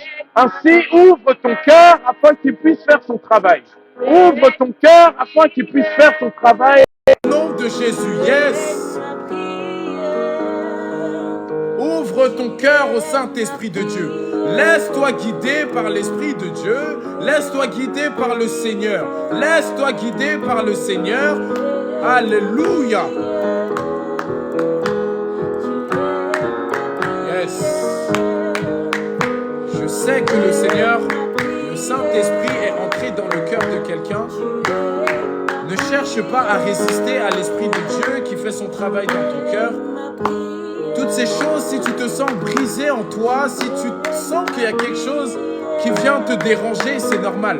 C'est l'Esprit de Dieu qui vient faire son travail. La parole nous dit que la parole de Dieu est une épée à double tranchant qui vient séparer la moelle, alléluia, qui vient séparer la moelle, qui vient séparer l'âme et l'esprit. Ainsi, le Seigneur est en train de séparer ta chair de ton esprit. C'est pour ça que tu sens cette chose. Laisse le Saint-Esprit faire son travail dans ton cœur. Laisse le Saint-Esprit faire son travail dans ton cœur. Crie Hosanna, Hosanna. Tu es ma prière, Seigneur mon Dieu, mon roi. Yes, Hosanna, yes, tu es mon ami. Tu es mon ami. Tu es mon ami, ainsi tu t'es donné pour moi. Tu es mon ami, ainsi tu t'es donné pour moi. Ainsi tu fais ton travail dans mon cœur. Merci car tu fais ton travail dans mon cœur. Merci car je vis ce que je n'ai jamais vécu. Merci car tu m'emmènes là où je ne suis jamais allé. Alléluia. Merci car tu m'emmènes là où je ne suis jamais allé. Merci Seigneur Jésus. Merci car tu m'emmènes là où je ne suis jamais allé, Saint-Esprit de Dieu. Tu es vivant, Saint-Esprit de Dieu. Yes, comme cet adorateur le dit, tu n'es pas la plus petite personne de la Trinité. Je t'aime, Saint-Esprit de Dieu. Merci parce que tu fais ton travail en ce lieu. Merci parce que tu fais ton travail dans le cœur de quelqu'un. Merci parce que tu délivres quelqu'un par la parole. La délivrance, ce n'est pas tomber par terre. La délivrance, c'est justement le fait que la parole vienne te changer. C'est le fait que la parole vienne porter du fruit. Si tu étais mort, si tu étais un arbre mort, c'est le fait que tu deviennes un arbre qui porte la vie. C'est ça la délivrance. Ainsi, laisse le Seigneur faire son travail dans ton cœur. Laisse le Seigneur venir délivrer ton cœur. Laisse le Seigneur venir délivrer ton cœur de toutes ces choses qui étaient enfermées à l'intérieur. Alléluia. Merci Saint-Esprit de Dieu. Merci Saint-Esprit de Dieu.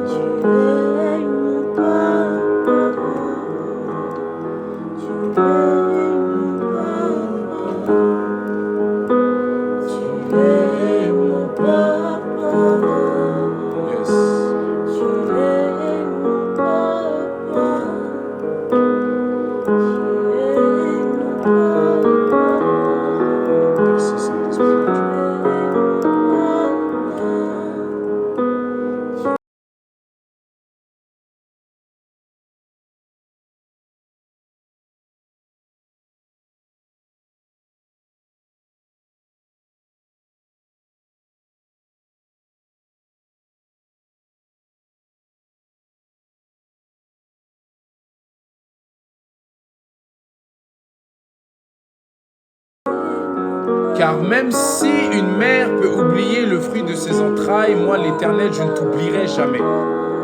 Et c'est exactement parce que l'Éternel ne t'oublie jamais qu'il t'a fait grâce d'être en ce lieu. Parce que le Seigneur ne t'oublie pas, qui veut que tu aies ce cœur d'adorateur, qui ne veut pas que tu sois semblable aux vierges folles. Alléluia. Il veut que tu sois semblable aux vierges sages qui ont préparé leur huile. C'est pour ça, parce qu'il veut que tu rentres dans cette noce. Tu veux qu'il rentre dans les noces. Il veut que tu rentres dans les noces. Il veut que tu rentres dans les noces. Il veut que tu rentres dans les noces. Il veut que tu rentres dans les noces.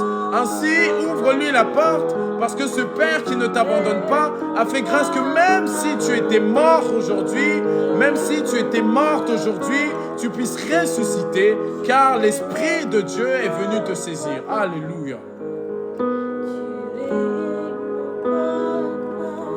Merci Saint-Esprit de Dieu.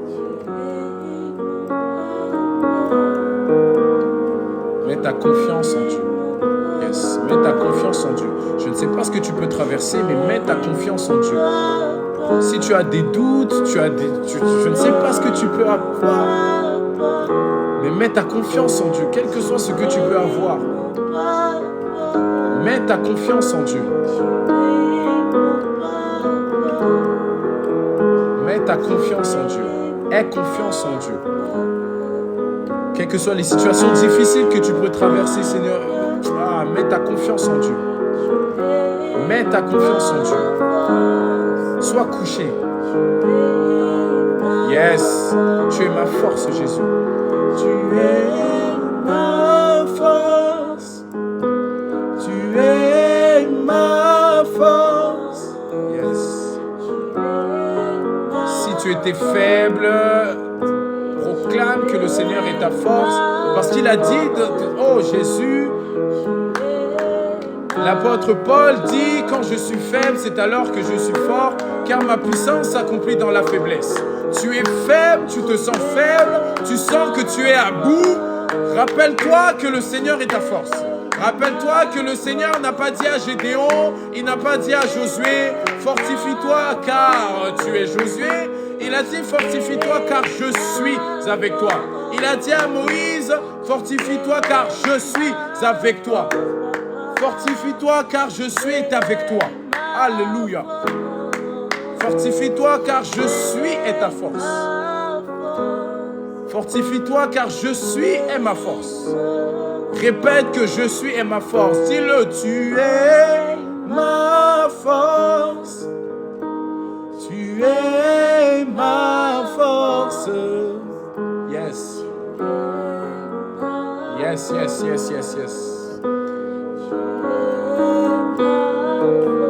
Si tu doutais, si tu avais peur, si tu étais dans des angoisses, sache qu'il est ta force. Quelle que soit la situation qui te bloquait, il est ta force. Quelle que soit la situation qui te bloquait, il est ta force au nom de Jésus-Christ.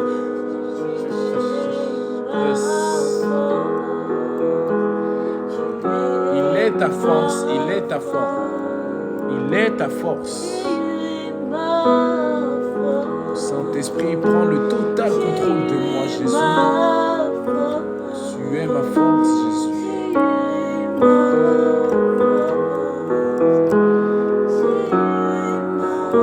Tu es ma force, Jésus.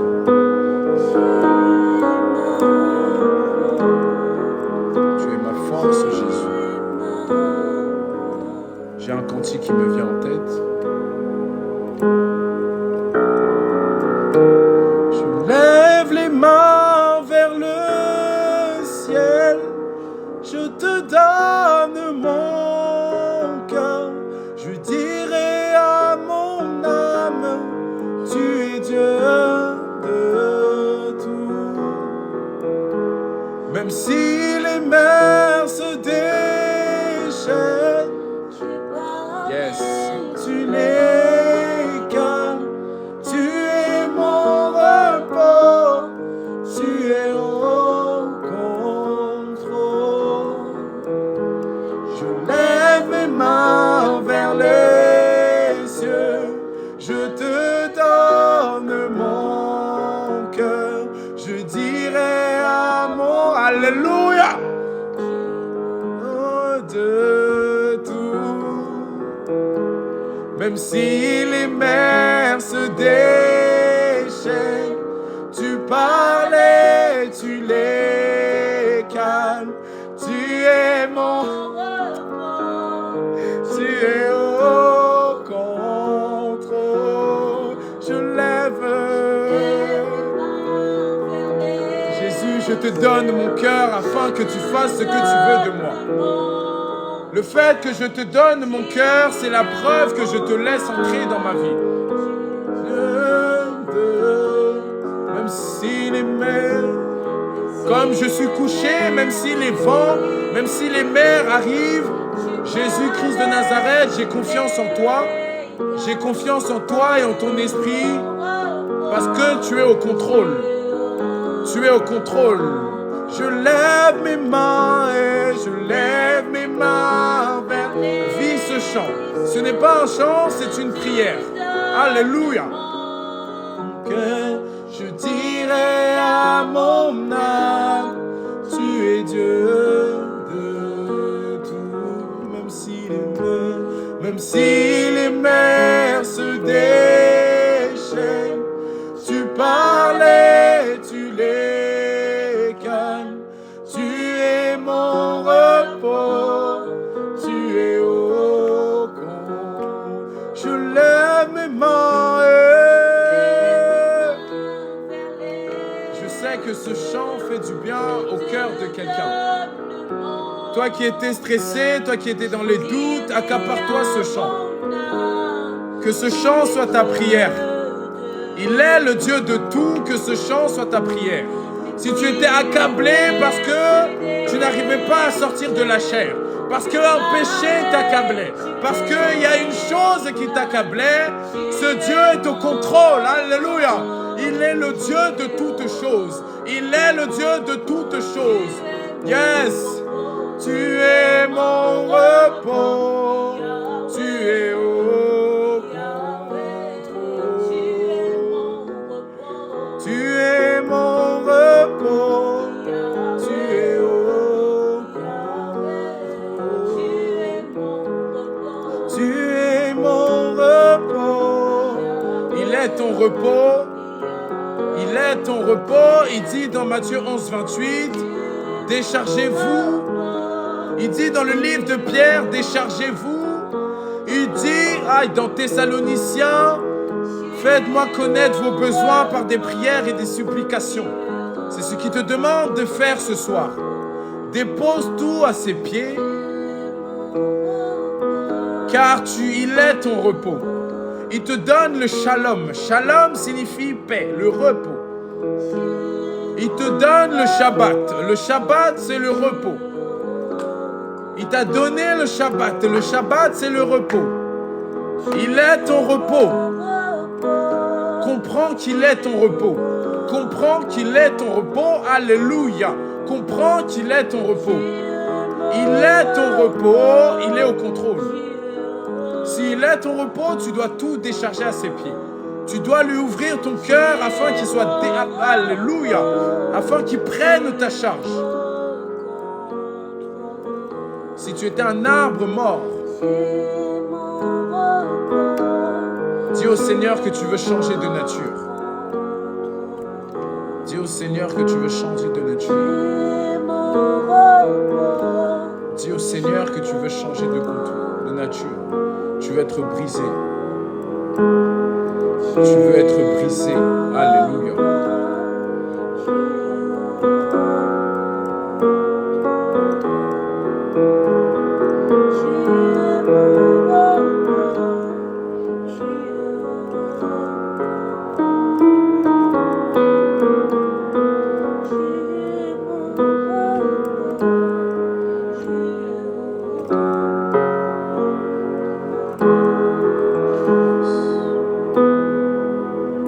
Je monte sur l'autel, je suis un sacrifice, brise-moi et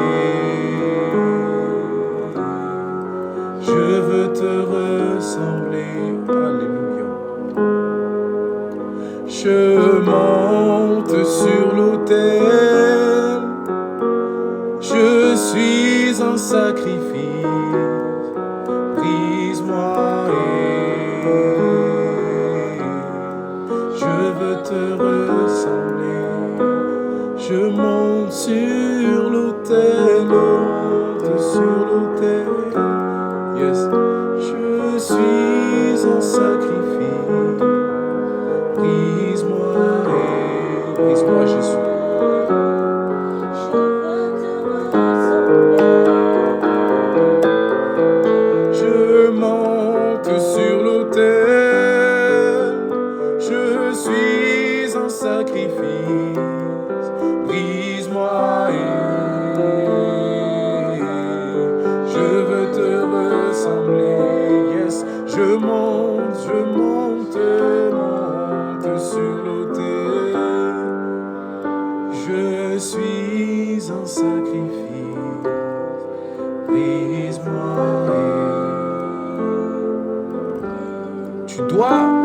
Laisser briser par le Seigneur. Car si tu n'es pas brisé, il ne peut pas prendre la place qu'il doit prendre.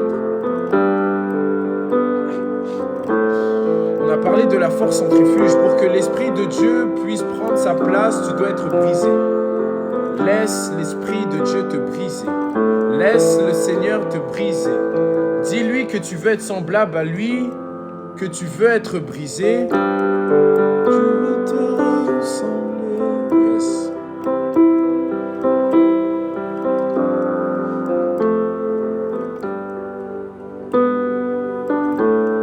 Merci Saint-Esprit de Dieu.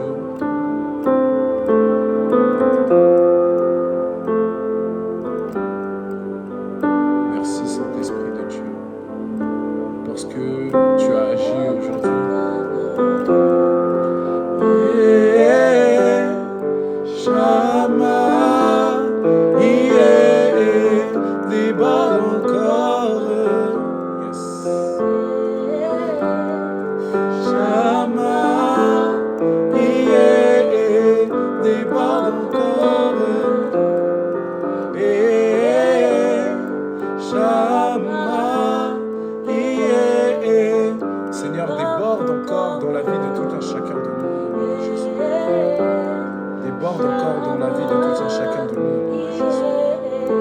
Déborde encore. Shama, déborde encore. Shama, tu m'emmènes là où tu ne m'as pas encore emmené, Seigneur. Je te bénis. Je te bénis, Jésus. Car le le ciel est ouvert pour moi. Et tu m'emmènes là où je ne suis jamais allé, Jésus.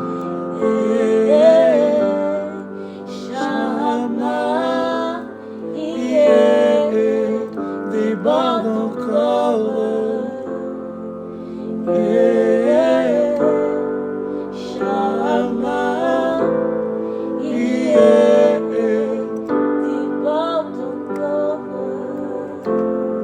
Merci Saint-Esprit.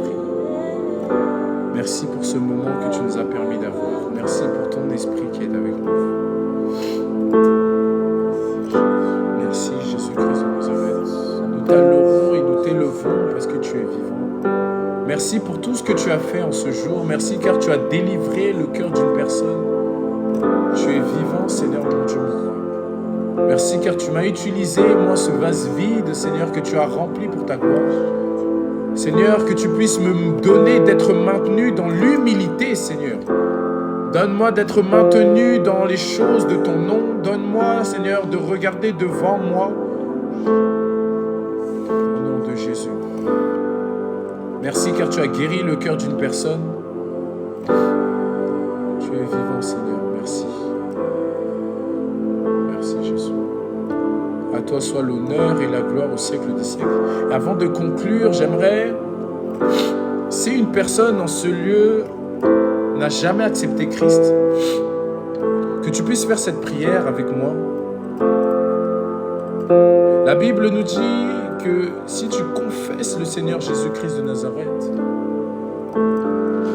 tu seras sauvé, toi et toute ta famille. Ainsi, tu vas demander au Seigneur de rentrer dans cette grande famille, car on a parlé du cœur d'adorateur, mais pour être guidé par l'Esprit de Dieu, il faut déjà l'avoir accepté.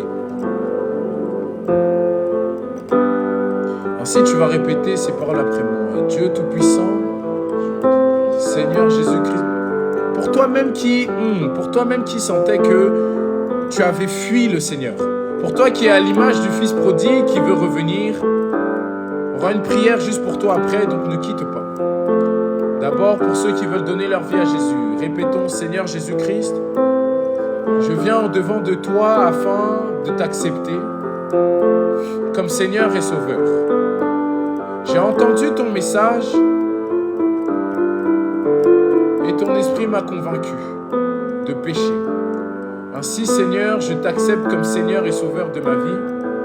Je me repens de tous mes péchés et je te demande pardon. Je crois que tu es Jésus-Christ, venu sur terre, Fils du Dieu vivant, afin de pardonner nos péchés. Qu'à partir d'aujourd'hui, je puisse te connaître et que mon nom soit inscrit dans le livre de vie au nom de Jésus-Christ. J'ai ainsi prié. Amen. Pour toi qui sentais que tu étais parti et que tu reviens à l'image du Fils prodigue, répète après moi. Saint-Esprit, inspire-nous une prière selon ton cœur, au nom de Jésus. Seigneur Jésus, j'ai connu la vérité de ta parole, mais je suis parti.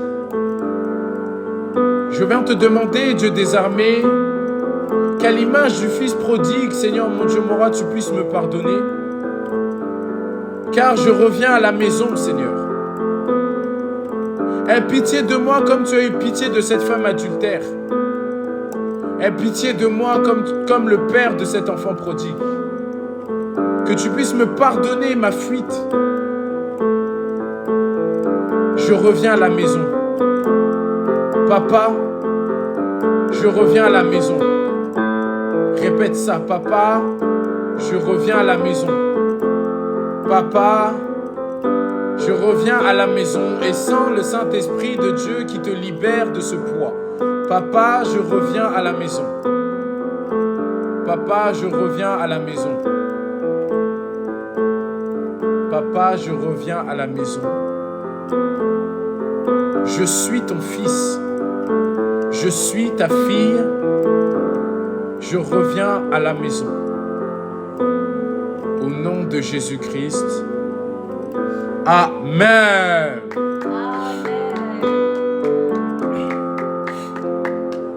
Si jamais tu sentais que tu étais parti, ne te sens pas trop sale, ok? Le Seigneur a dit que si tu confesses tes péchés, il est juste et fidèle pour te les pardonner, donc ne te sens pas sale. Sache que le Seigneur est là pour toi, qu'il est à tes côtés, vis cette vie, comme le Seigneur a dit à cette femme adultère, moi non plus je ne te condamne pas, va et ne pêche plus. Le but de revenir, ce n'est pas de ressortir. Alléluia. Et pour toi qui viens d'accepter le Seigneur, va et vis ta foi chrétienne. Aie l'assurance que le Seigneur est avec toi, aie l'assurance que le Seigneur est à tes côtés. Avance dans une vie de Alléluia. Je bénis, ces paroles de bénédiction sont pour tous ceux qui sont là. Avance dans une vie de consécration au nom de Jésus. Avant, à chaque fois que je vais dire une parole, dis Amen parce que je sens que cette parole ne vient pas de moi. Avance dans une vie de consécration au nom de Jésus. Prospère comme prospère l'état de ton âme. Vis une vie de sanctification sans te soucier de rien. Avance dans ta vie de sanctification sans te soucier de rien. Avance dans ta marche avec le Seigneur sans te soucier de rien. Lâche prise des choses de ce monde. Lâche prise des choses que tu ne comprends pas. Laisse le Seigneur qui est au contrôle prendre la première place. Au nom puissant de Jésus-Christ. Amen. Seigneur, merci pour ce moment que tu nous as donné. Je remets la vie de tous ceux qui sont présents entre tes mains. Merci pour les délivrances que tu as accordées. Merci pour ton esprit qui nous a saisis. Tu es vivant, Seigneur, je t'aime infiniment et je t'adore. Au nom puissant de Jésus-Christ, notre nuit entre tes mains, pour ceux qui ont culte demain, pour ceux qui vont au culte demain et qui vont aller au culte après avoir entendu cette parole. Seigneur mon Dieu, mon roi, que ton cœur puisse les saisir, afin que tout culte, Seigneur mon Dieu, mon roi, puisse bien se passer dans ta volonté. Au nom de Jésus-Christ de Nazareth. Amen, amen, amen, amen, amen, amen, amen. Soyez richement bénis. Donc il est 23h, donc le Seigneur a préféré nous guider dans un temps de prière et un temps d'adoration plutôt qu'un temps de questions. Donc, le temps de questions, ce sera pour la prochaine fois. Si vous avez des questions, mon Instagram, il est sur ma bio. Vous m'ajoutez, vous venez, je suis ouvert à tout le monde. Venez, parlons. Ne reste pas dans ton coin. Et voilà, cherche ce Dieu-là. Mon Instagram, c'est Joshua for Emmet. C'est la même chose que mon TikTok. Donc, venez et soyez richement bénis. Que le Dieu de gloire puisse vous bénir encore et encore. Shalom à tous. Soyez Et bonne bénis. soirée.